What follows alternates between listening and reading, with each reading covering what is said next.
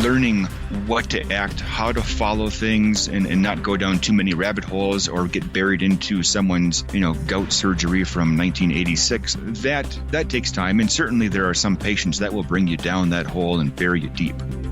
Enchanted Sky Media.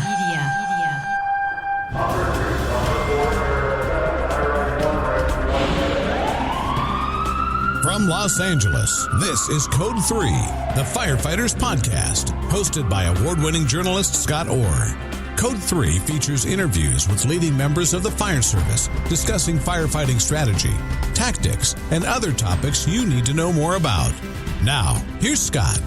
That's right, and I will not let Parkinson stop me. Thank you for joining me again here on Code 3. You are listening to the show for and about firefighters. Before we start today, I want to let you know we have some new stuff for you after the interview, so please stick around. Okay, now let's get started. When you arrive on scene of a medical emergency, do you talk with the patient?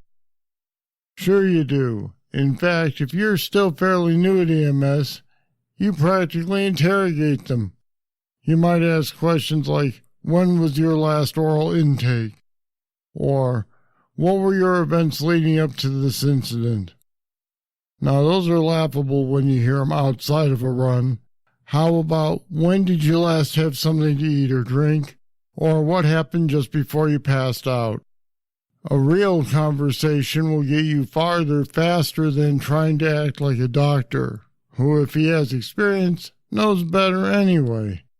Here to explain some of the things we can learn just from talking to a patient is Tim Nowak. Tim is the founder and CEO of Emergency Medical Solutions, LLC, an EMS training and consulting company. He's been involved in EMS and emergency services since 2002, and he's worked as an EMT, a paramedic, and a critical care paramedic. He's also been involved as an EMS educator, a firefighter, and a HazMat technician throughout his career. And Tim Nowak joins me now. Welcome back to Code 3. Hey, thanks, Scott, for having me back for a repeat session. So you don't much like how we teach students of pre-hospital care to talk to their patients. Why not? I think it's something that is certainly or has been a fault of many education systems. And I'll be transparent. I was guilty of it early in my education career too. But what I found is oftentimes we teach our students to interrogate our patients rather than actually assess them and, more importantly, converse with them. And I've heard back and forth, this generation, that generation, people don't know how to talk to each other or converse with each other. And I think part of that certainly is true, but it is true because of our own fault. We as educators, in a sense, have failed them by not focusing on how to actually converse and rather have just focused on memorizing the check sheet or the checklist and following the process with that. Okay, the phrases that they're parroting back from their check sheet training sound silly in retrospect, but what's wrong with using them? Checklists have a great sense and a great place within our industry. They promote error reduction. I'm all for that. But the checklist is there really to just give you a sense of what to ask without context. And so what we need to focus on instead is the context. Asking someone, when was your last oral intake? Well, it's on the sheet, and you get a point for checking it off. But no one understands what the heck it actually means, and it certainly doesn't promote conversation. So, what I would really encourage educators to do is utilize the sheets. And what I'm referring to are at least the National Registry sheets. They do a great job of building the framework, building the foundation for what patient assessment needs to entail. But don't allow the students, and I mean that, don't allow them to ask questions based off of the sheet. Instead, what I would really encourage is take a next step and on that same sheet of paper, whether it's the patient assessment for trauma, medical, or any other scenario for that matter, what I would encourage is have the students write down, make an assignment, write down a question on what would you ask someone rather than what is your last oral intake, like a robot. Instead, focus on when was the last time you had something to eat? Tell me about that. Was it new? Was it different? Are you diabetic? Build a conversation around it. instead of just parroting back what the form says. All right, now that's a good plan for the future if they'll actually start to do it. But is this an art that you learn over the years when you start out being a robot, or can some of these students who are being robotic now start to accelerate the process of conversing instead of interrogating? Absolutely. I think many of the students, again, unfortunately, have been taught to interrogate. And part of that is just due to the fact of, we have to cram in so much in 180, 200 hour, whatever curriculum, specific at least for EMTs. But I think one of the failing points, and one area that we can certainly improve upon, is putting students in the environment, allowing them to ask questions to regular people. Doing a patient assessment and having, a group of 3 students, one of them is going to be your partner, the other one's going to be the patient who pretends to have chest pain and is a 78-year-old male, even though it's actually a 24-year-old female. Like that doesn't do much good. Yes, it helps you understand the form, but why not put them in an environment where you actually are talking to a 78-year-old male? Clinical sessions work out wonderful, and I really encourage students to take advantage of the clinicals. Going even beyond that, I mean, if you can't do clinicals in the hospital, then talk with senior centers, talk with other church groups, whatever, and have these patients say, like, you are an actual 64-year-old female, you have abdominal pain, and just let the person go with it. And kind of grade the students based off of that. Have them actually talk to a person, converse with them, touch them.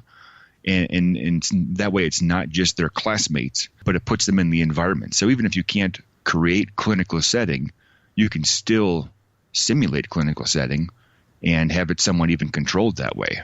Now, I don't think this is much in dispute, and I think most preceptors, when they're performing on their own, have already gotten to this point. So, do preceptors typically take the time to explain to new paramedics or new EMTs, hey, you need to relax and have a conversation, or do they just let them develop it on their own?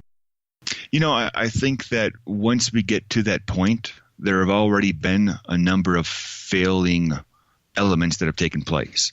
So typically, especially like in the paramedic program, by the time you're hitting a clinical session or doing your clinicals in a somewhat uncontrolled environment like in an ambulance, you've already been through the majority of your didactic, the majority of your actual hands-on training. And so at this point, you're a few months into it.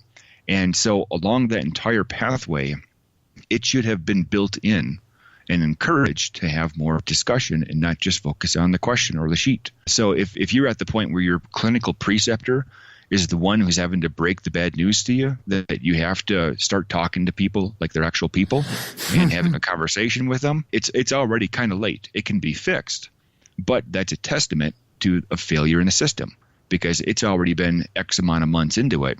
This should have been figured out much, much sooner. That light bulb should have come on much, much sooner.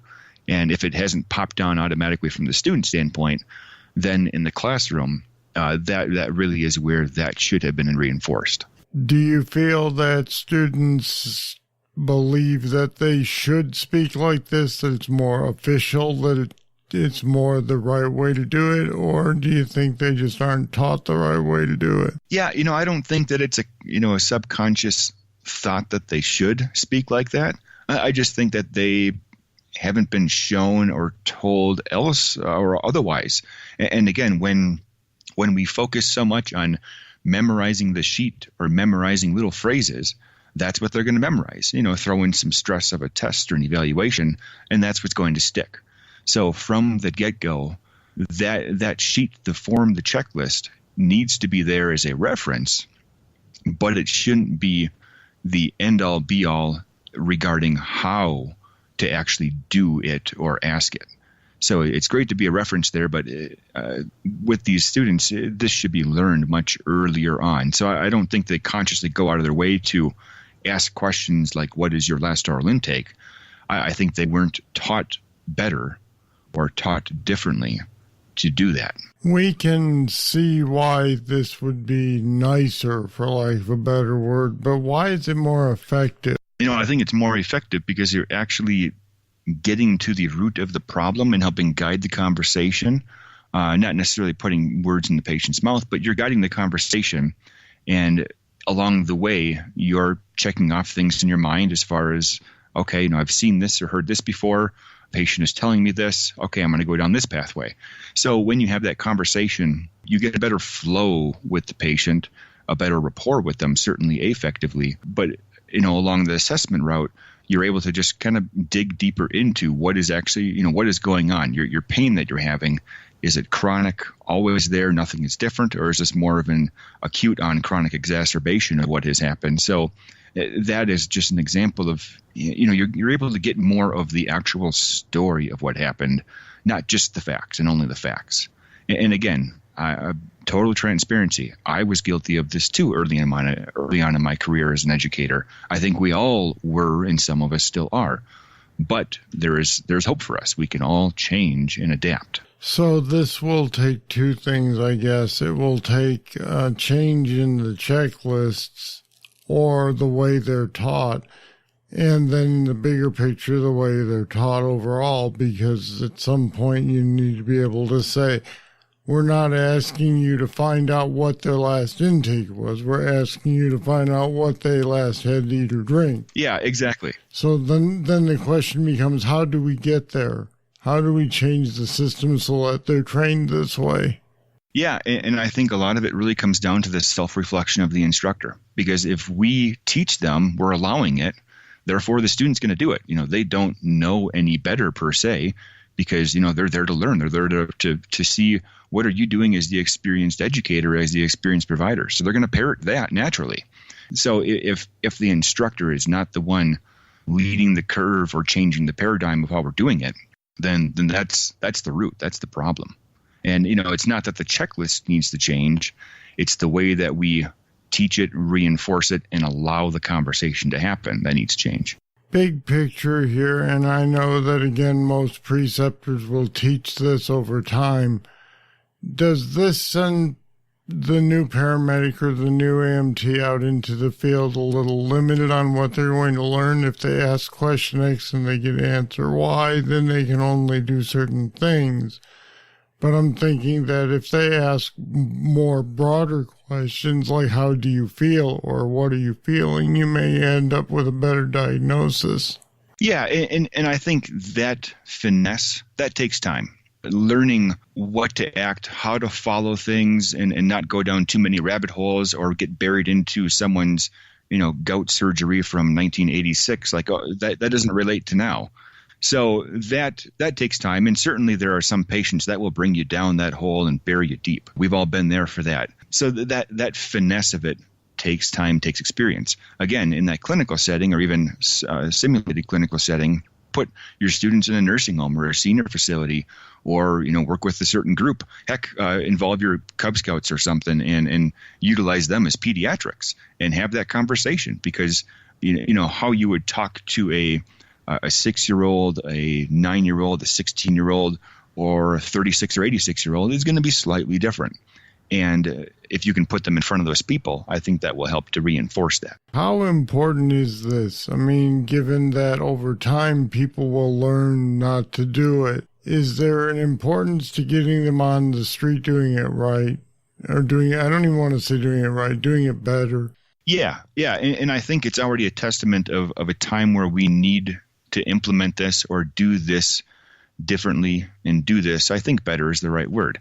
Not necessarily, saying better as in my way is better, but better as in simply going off the sheet is not sufficient. That, again, is a baseline checklist. It's not necessarily meant for how to converse. So, we're already complaining about millennials this and zennials and whatever else that. This generation doesn't know how to converse with people. I just wish they would, get off their phone and do a handshake, whatever. Okay, well then reinforce that. So teach that and teach them how we do things or how we should do things aside from just a checklist. Again, if you teach them a checklist, they're nervous enough as a student. They're going to do it, and they're going to do it well.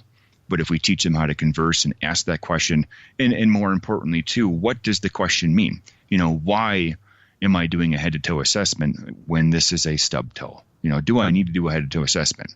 In theory, yes. On every person you do, but it's limited and it's designated for this, or it's more focused toward that. So asking the questions, the sample, the OPQ or ST, Do they pertain to everyone? No.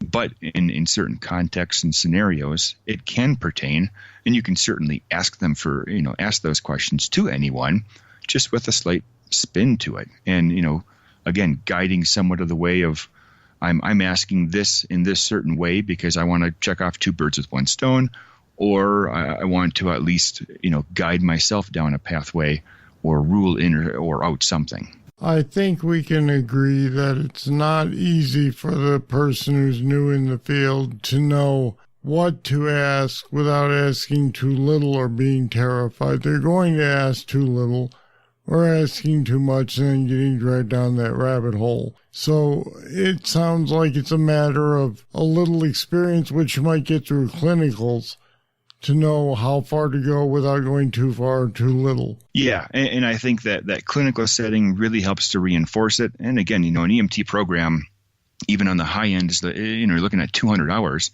That's short. And I foresee that, over time, things will change and it will become lengthened. But even within a paramedic program, that is really where you've got a substantial amount of clinical time. And, there is an expectation, at least, that you are able to converse with patients to some extent, just a matter of, honing in on your differential diagnosis. So getting these students, especially early on, in front of other patients, focusing on a lot of clinical time, a lot of face time, is a good thing. And that, I think, will help to shape our industry better toward, having that conversation, gaining some more respect for what we do and how we do it. All right, Tim Nowak, great to have you back on Code 3. Thanks. Absolutely, Scott. Thanks. I appreciate it. Tim's passionate about this. How do you feel you do when you're talking with a patient? You can leave your comments on our website at code3podcast.com/humane. There are links to more resources there as well. This week, we heard from David Hasselmeyer of On Target Preparedness. He's also a firefighter paramedic with Booz Creek Fire Rescue in Lillington, North Carolina. He had some comments on Greg Freese's predictions about the coming decade in emergency services. I was listening to one of your podcasts recently with Greg Freese, and was talking about recruitment and retention. And one of the things that I wanted to mention was, because I have a big passion for this, is the problem with recruitment and retention is that we continually look at this as if we were in the same department in the 1980s. Recruitment and retention is something that we have not adjusted for today. We have not adjusted for the change in the people that we have, whether it's volunteer or career. We keep doing the same things. I travel and teach about recruitment and retention, and one of the things I always like to ask them is, what kind of recruitment and retention actions are you taking? And most of the time, what I hear is, well, we have it out on the front sign that we want to have new members, or we tell people we want new members. And so that is something that we have to change. We have to change the culture of how we're doing recruitment and retention, so that way we can look into it as something that we're doing here in 2020 and not something that we're doing just like we did in the 1980s. Thank you, David. He called us at 562-337-9902 to leave that message, and you can too. If you hear something you don't agree with or you want to add your comments, just call us at 562-337-9902 and record a voicemail. We'll use it in the next show. Speaking of the next show, it wouldn't be possible without the support of the superfans who've made a pledge at our Patreon page. These are people like Andrew, Blaine Donovan, Cole Gilmore, Timothy Trent, and our newest supporter, Ulrich Kellner. Ulrich was a guest a while back telling us what it's like to be a firefighter in Germany. He decided to help keep Code 3 going strong. Why not join him? It's easy. Head over to code3podcast.com/support. If you donate $10 a month or more, you'll get instant access to the Code 3 Bull Sessions. These are extra content made available exclusively to patrons. So make your pledge today. All right, that's it. That's all for this edition of Code 3. I'll be back next time with more, and I hope you'll join me then. I'm Scott Orr, and until then, stay safe. Code 3 is a production of Enchanted Sky Media. To contact us, get more information on today's topic, or to subscribe to the podcast, go to code3podcast.com.